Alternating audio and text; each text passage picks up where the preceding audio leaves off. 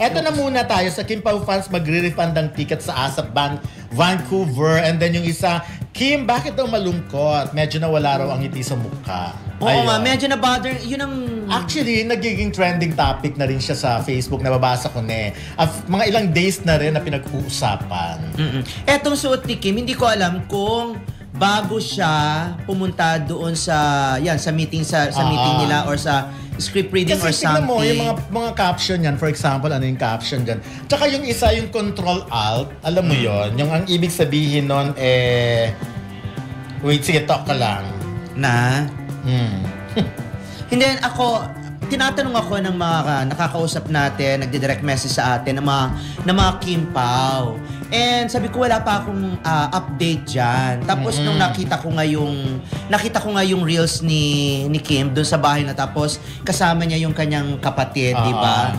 At yung kanyang bayaw, tapos niyakap niya yung kanilang baby, yung kanyang pamangkin. Okay. Tapos doon sa caption, meron kasing caption doon hindi ko na binasa. I'm sure nabasa nyo naman.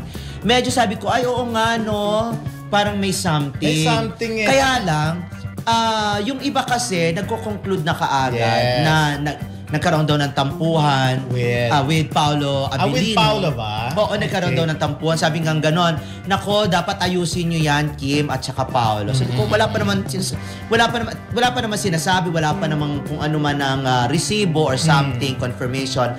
And then meron man nagsasabi, nako, family yan. Parang ganun nga. Baka meron silang pinagdadaan ng pamilya. Baka tampuhan lang naman. Alam mo naman sa family, wala namang family na perfect Meron talagang pinagdadaanan na minsan talaga magkakaroon kayo ng disgusto or argumento, tampuhan. Oo, tampuhan. Pero parang ngayon lang yata nag-post si Kim ng tungkol sa ganito. Kasi usually, kaya nababother ang mga fans. Ang pinakahuling post niya tungkol sa family na problema niya, yun nga, nung namimiss niya yung nanay niya, di ba? And then, nung nagkasakit si Cam, na almost na natego si Cam. Pero ngayon, parang kakaiba. Pero wala nga si Cam. Si Cam kasi nasa Manila. Ba't nasa ba tayo? Nasa Manila tayo. Hindi yung, di ba, nasa Mandaue, yung post sige. na yon nasa Mandaue. So, baka hinahanap nyo si Cam, baka nasa Manila si Cam, or baka nga may problema sila ni Cam. If it's about family, wag na natin masyadong itackle. Kasi sila Kim naman ay solid yung family nila. Whatever, ang dami ng pinagdaanan nila, pero still, magkakasama pa rin silang magkakapatid. So, ako may nakita nga kanina, at medyo chinek ko rin naman the other day kung talagang naka-unfollow, pero parang unfortunately, medyo nga naka-unfollow yun. But anyways, ayoko masyadong i-touch yan kasi family matters, kung ano man yon.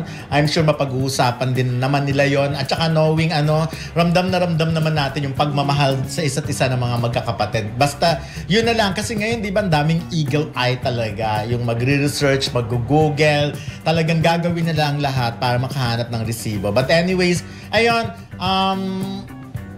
tingin ko lang yan, nababother lang talaga yung mga fans, yung Kim Pao fans. Kasi nga, never pa nag-post si Kim nang medyo malungkot yung face niya. Hindi siya ganung klase ng tao siya, sabi nga natin, queen of good vibes, di ba? Kasi, laging mag-good vibes ka every time na magpo-post si Kim, every time na makikita mo siya. Ang sa akin, ibigay muna natin to kay Kim, yung privacy na to. Huwag na natin sausawan ng mga kung ano-ano pa. Kasi, hindi naman madamo si Kim magbigay ng mga ayuda sa inyo. Personal man yan, o tungkol sa pelikula, sa endorsement, or sa kala ni Paolo Abilino, di ba? So, ibigay mo na natin, huwag tayong mag-speculate ng mga kung ano-ano hanggat hindi natin nalalaman kung ano ang totoo o kung anong pinagdadaanan nito. Kasi, parang hindi rin naman maganda kasi di ba nakabulat-lat na ang buhay ni Kim. Tapos, para lang dito, naibahagi lang niya siguro dahil wala naman sa ibang outlet. Pwedeng wala siyang ibang outlet or pwede naman sigurong dahil kayo ay tinuturing niyang kaibigan, kaya parang ibinahagi niya kung ano man yung kanyang pinagdadaanan ngayon.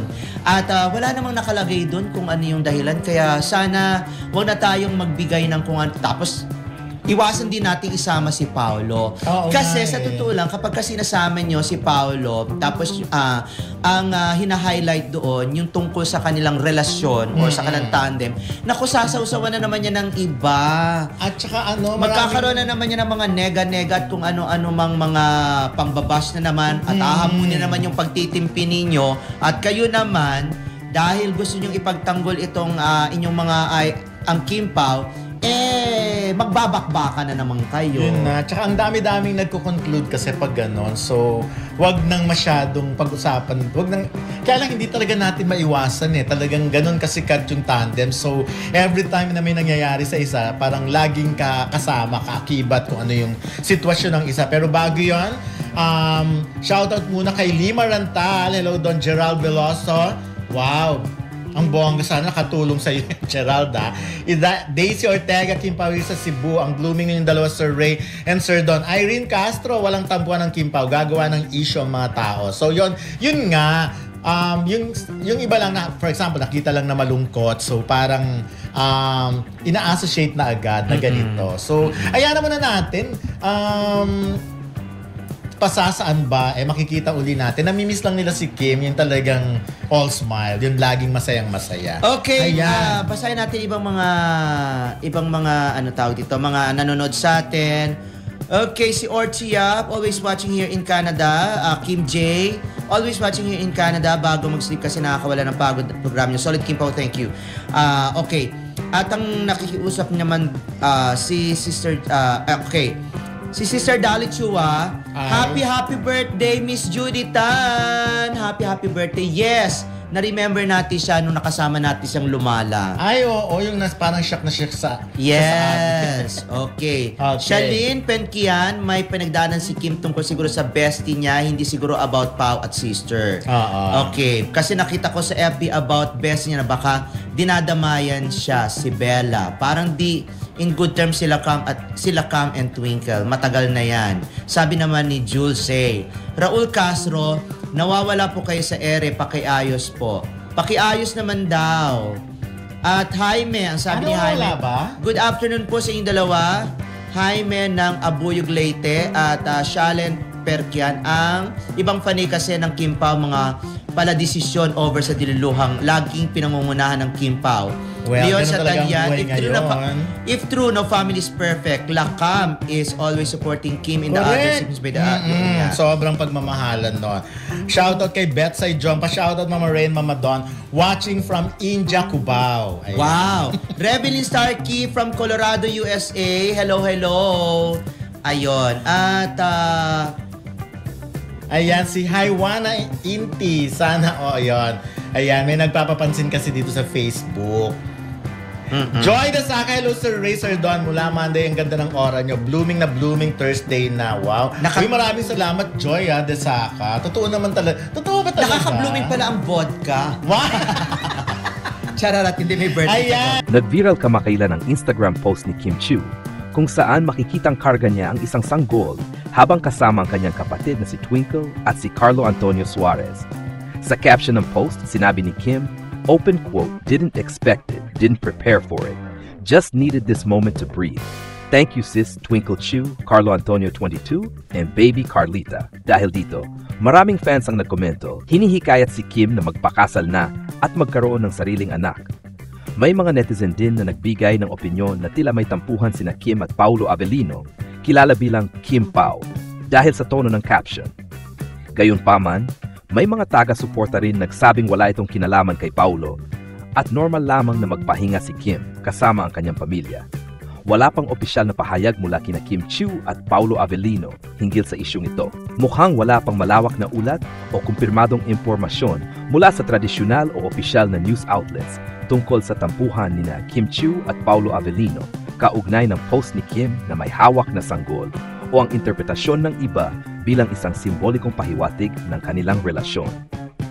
Wala ring dokumentado na claim o statement mula sa kanilang kampo tungkol dito.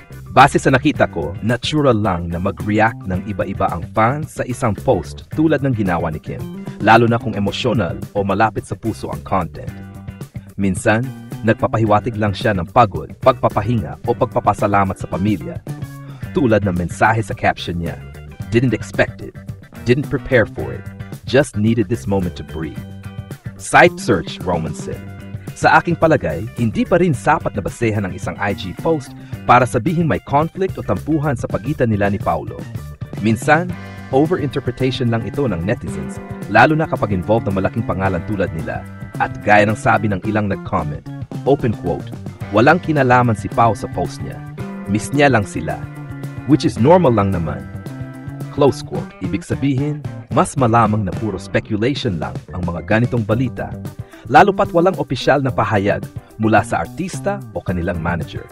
Sa madaling sabi, wala pa ring formal na pahayag o malakas na ebidensya na may tensyon o tampuhan sina Kim Chiu at Paulo Avellino. Posibleng nag-react ang fans ng maluwag o emosyonal lang dahil hindi naman natin alam ang tunay na konteksto ng post ni Kim. Idinagdag ko isang larawan mula sa Instagram reel ni Kim Chiu. Makikita dito ang taimtim niyang paghawak sa sanggol kasama ang kanyang kapatid na nagbibigay ng mas malalim na visual context sa balita. Mga bagong dapat, wala pang opisyal na reaksyon mula kina Kim o Paulo hanggang sa kasalukuyan. Wala pang formal o opisyal na pahayag mula sa kanilang dalawa o sa kanilang mga kinatawan tungkol sa post o sa mga haka-haka ng fans. Ang caption bilang personal at emosyonal na pagpapahinga mismong mensahe ni didn't expect it, didn't prepare for it, just needed this moment to breathe, ay mas nakatuon sa pagpapasalamat sa oras kasama ang pamilya kaysa sa anumang romantikong espekulasyons. Iba't iba ang komento ng fans, may nagtulak ng biruan o panghihikayat na magkaanak na si Kim. Samantalang may mga netizen rin na nagpaliwanag na ang post ay simpleng family bonding lamang at wala itong kinalaman kay Paulo. Halimbawa, may nagsabi, walang kinalaman si Pao sa post niya, miss niya lang sila. Which is normal lang naman, mahalagang tandaan. Speculation lang ang karamihan sa reaksyon. Hanggang sa maglabas ng opisyal na pahayag, mainam na ituring ang mga haka-haka bilang pansamantalang interpretasyon ng fans based sa emotional na tono ng post, hindi bilang katiyakan. Walang opisyal na pahayag, walang kumpirmasyon mula sa partido ni na Kim o Paulo.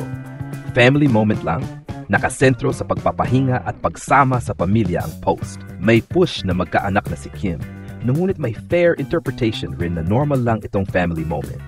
Wala pa rin concrete evidence na may relation issue, puro haka-haka pa rin. Ang buong usapin ay mas malamang simpleng family moment lang.